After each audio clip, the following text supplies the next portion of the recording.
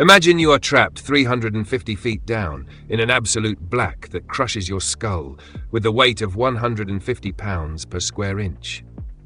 The air you breathe is no longer air. It is a dense slurry of ozone, stale fuel, and the cold sweat of 22 men praying beside you in compartment 9. No lights, only the steady hiss of failing pipes, and a metallic drip warning you that the Barents Sea is tearing its way into the submarine's final watertight sanctuary. Your only hope of buying a few more hours of life rests on a block of potassium superoxide, a chemical cartridge engineered to scrub carbon dioxide and bleed out a gasp of clean oxygen. You handle it by touch, hands shaking from oxygen deprivation, and then failure. The cartridge slips from your numb fingers, dropping straight into a puddle of oily water pooling on the steel floor. There is no time to react.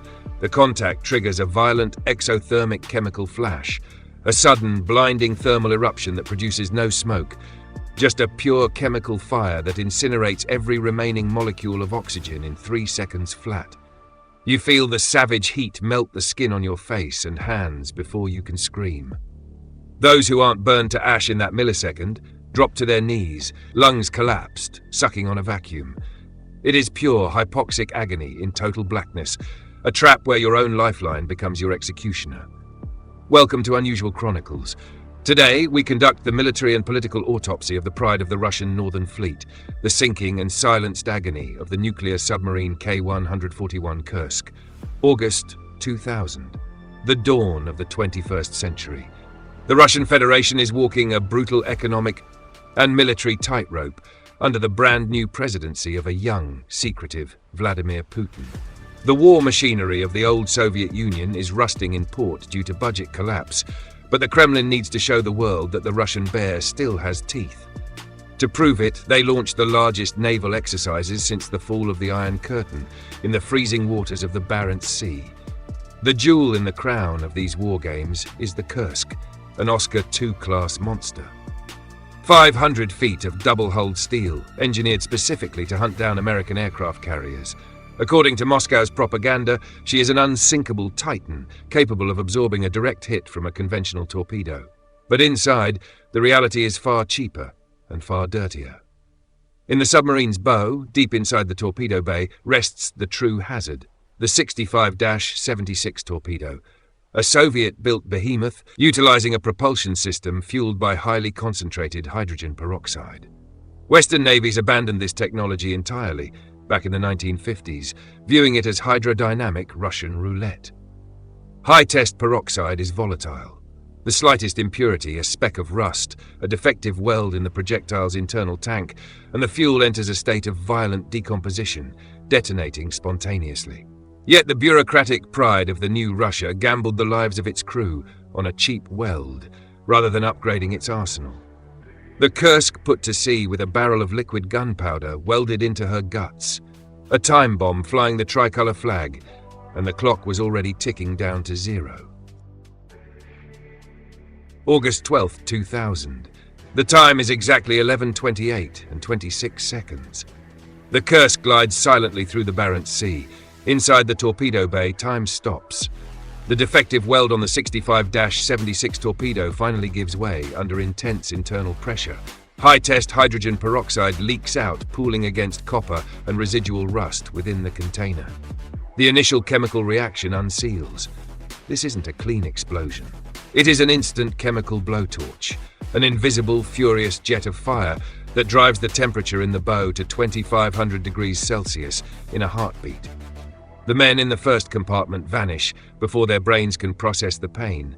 The air around them turns to pure plasma. The initial shockwave deforms the frame, but the thick, double-pressure hull of the Oscar II class absorbs the opening blow. For 111 seconds, the Kursk is a blinded, wounded monster sailing on momentum. Her bow is a literal blast furnace, pumping black smoke through the ventilation ducts, directly into the command bridge. The officers never even have time to slap the emergency blow button. The Colossus drives straight toward its own funeral. The time is 11:30 and 17 seconds. 111 seconds after the initial fire. The extreme heat reaches the main weapons rack, where the reserve torpedoes rest. A sympathetic detonation triggers. Between 5 and 7 active warheads detonate simultaneously inside a sealed box. This time, physics shows no mercy. The sheer force of the blast tears through the double-hulled special steel of the bow, peeling it outward like a grotesque flower of shredded metal. The shockwave rips backward at the speed of sound, shattering reinforced bulkheads and obliterating compartments 1, 2, 3, 4, and 5. Men control consoles, nuclear reactors choked out by automatic safety systems. Everything is crushed and displaced in a fraction of a second. The impact is so massive that seismographs across Europe, from Scandinavia to the most remote stations in Scotland, register a 3.5 spike on the Richter scale. They aren't tracking an earthquake, they just recorded the sound of 350 feet of water claiming the pride of the Russian Navy. The Titan settles onto the seabed, dead, mostly flooded. But in the stern inside compartment 9, the steel seals shut tight. 23 men are still breathing, and their nightmare was just beginning. Leave the comfort of your screen behind for a moment. Set aside the 21st century. Forget steady ground. Right now you are floating on the 69-degree north parallel, precisely where the lines on the map freeze over and the water becomes a wall of liquid lead. You are trapped inside compartment 9, at the absolute tail end of the Kursk. Following the second massive explosion, the few remaining emergency systems die out, one by one. Compartments 1 through 5 no longer exist. They are an amalgam of shredded metal and disintegrated bodies under the Barents Sea. But back here, 23 men managed to seal the watertight hatch just in time. You are alive, yes, but you have just stepped into the deepest death row on Earth. You look around under the flickering beam of an emergency flashlight. Compartment 9 is a suffocating labyrinth of hanging cables that look like ruptured veins and twisted pipes groaning under an external pressure of 150 pounds per square inch. Arctic cold begins to bite into the steel walls, and the steady hiss of air escaping the tanks warns you that oxygen is a luxury with an expiration date. The stench is unbearable. A saturated slurry of ozone, torpedo fuel, sweat, and the stench of burnt metal that burns the back of your lungs. Every few minutes, a sharp snap echoes as a drop of water forces its way through the rubber seals of the rescue hatch, accelerating its pace as the framework yields. The 23 survivors know no one is coming to turn that wheel anytime soon. Their only option is to wait, in total blackness, listening to the ocean press against the hull to crush them. Meanwhile, on the surface, the Kremlin machinery triggers its own line of defense: silence and distraction.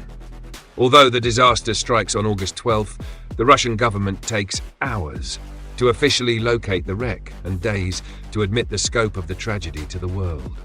On August 14th, official spokesmen state with chilling composure that the submarine is in active contact and that a rescue is imminent. It is a calculated lie designed to protect the military secrets of the Oscar II class and mask the obsolescence of their own rescue gear. The Russian Navy deploys its prize and Bester-class rescue submersibles, but the craft are incapable of mating with the hatch due to fierce currents and the warped alignment of the Kursk's docking ring. Foreign governments, including the United Kingdom and Norway, immediately offer state-of-the-art rescue systems, capable of executing the extraction within the first 48 hours. But the naval bureaucracy prefers to keep its rotten jewels hidden, rather than accept help from its old Cold War rivals. They let the golden hours slip away. They let the clock run down, while 23 men hammer on the hull from the inside, waiting for a miracle. Their own commanders have already written off in Moscow boardrooms. Consider it closely for a moment while you sit there, safe from the cold. Do you believe the Russian High Command genuinely trusted that their obsolete equipment could pull off a miracle? Or did they knowingly sacrifice the lives of those 23 sailors to prevent the West from putting its hands on the secrets of the Kursk? Let me know in the comments below. I want to read your breakdown of the evidence. But time was running out, faster than the bureaucracy could stall. August 12th, 2000. The time is 3:15 in the afternoon. While Russian radar on the surface records a graveyard silence and Moscow boardrooms begin to spin their web of disinformation, 350 feet down, reality is being recorded with a scrap of graphite. In the dim shadow of compartment 9, Lieutenant Captain Dmitry Kolesnikov presses a sheet of paper against a cold steel bulkhead. His fingers are numb from the near-freezing water already lapping at his knees. The air is heavy, with a lethal concentration of carbon dioxide. Under normal conditions, this level of exposure triggers blinding headaches, spasmodic nausea, hallucinations, and a gradual slip into unconsciousness. It is the body's natural shutdown mechanism. Yet Kolesnikov's handwriting on this second note remains astonishingly firm. No erratic strokes, no tremors of a man losing his grip on reality. This is fleet discipline, sustained at the absolute edge of the abyss. He lists the names of his crew, taking roll in the dark, and leaves a message that is no cry for help, but a clinical farewell. Personnel from compartments 6, 7, and 8 are here. There are 23 of us. We made this decision because of the accident. None of us can escape. The mystery of that extreme lucidity in an atmosphere that should have incapacitated him hours prior still baffles forensic examiners. They were suffocating, but their hands obeyed an unyielding military order. And then, time runs out in the filthiest way possible. The emergency flashlights have died. The only illumination comes from intermittent chemical flashes emitted by the potassium superoxide oxygen scrubbing cartridges reacting with the fouled air. Very few units remain. The water level continues to rise, licking at shattered electrical panels and dragging hydraulic fluid from the stern turbines. The floor is a black pool of oily water and kerosene. One of the sailors, lungs burning and vision clouded by hypoxia, attempts to reload the next superoxide cartridge. It is a heavy block, slick with condensation. His grip fails. The cartridge slips, dropping straight into the oily puddle at his feet. Hydrodynamics and military chemistry show no mercy. The contact of potassium superoxide with hydrocarbon-laden water triggers an instant, violent exothermic reaction. This isn't a slow burn, it is a flash fire. A thermal eruption that spikes the temperature inside compartment 9 to hundreds of degrees in a millisecond. It generates no visible smoke. It simply incinerates every single remaining molecule of oxygen in the room. The flash instantly blind burns the eyes and respiratory tracts of the men standing near the equipment. Those attempting to smother the chemical fire suffer severe thermal burns to their faces and hands. There is no air left to breathe. The compartment's atmosphere transforms into a total vacuum of nitrogen and spent gases. The 23 men drop to their knees in the dark, clawing at their throats, sucking on empty space in pure hypoxic agony. The fire dies as quickly as it began, plunging the compartment back into total blackness and absolute silence. The Barents Sea has won. Kolesnikov's notes drop into the freezing water as it completes the flooding of the stern, drifting alongside the corpses of the final crew of the Kursk. But the ocean wasn't finished hiding the truth. August 21st, 2000. 9 days after European seismograph screens recovered their composure, the Barents Sea finally allows a team of Norwegian divers to break the seal. They don't use the Russian submersibles that failed time and again against the currents. They use clean, high-pressure saturation technology. When their helmet lights finally illuminate the stern of the Kursk, what they find is no longer a military asset. It is a monument to collapse. The rubber seals on the rescue hatch are entirely blown out, warped outward by the sheer water pressure that reclaimed the space following the chemical flash. As they turn the handle and open the hatch to compartment 9, the ocean disgorges a thick black tide, saturated with turbine oil and charred residue. The divers recover the drifting bodies. Among them, tucked into the pocket of a submerged uniform, rests the logbook of Lieutenant Captain Dmitry Kolesnikov. A record the Kremlin tried to downplay, but whose firm strokes survived the water to bear witness to an agony that civil and military authorities denied for weeks to the faces of the crew's mothers. The year is 2002. The State Duma investigating commission closes the case with an official report spanning hundreds of pages. The technical conclusion is flawless. A high-test hydrogen peroxide leak caused by a defective weld in the 65-76 torpedo triggered an uncontainable chain reaction. Case closed. The submarine is mostly salvaged, leaving the shattered bow, that grotesque steel flower, abandoned forever on the seabed as a radioactive military waste product that no one wants to clean up. But the true mystery doesn't dissolve with engineering assessments. Naval experts still focus on the timeline.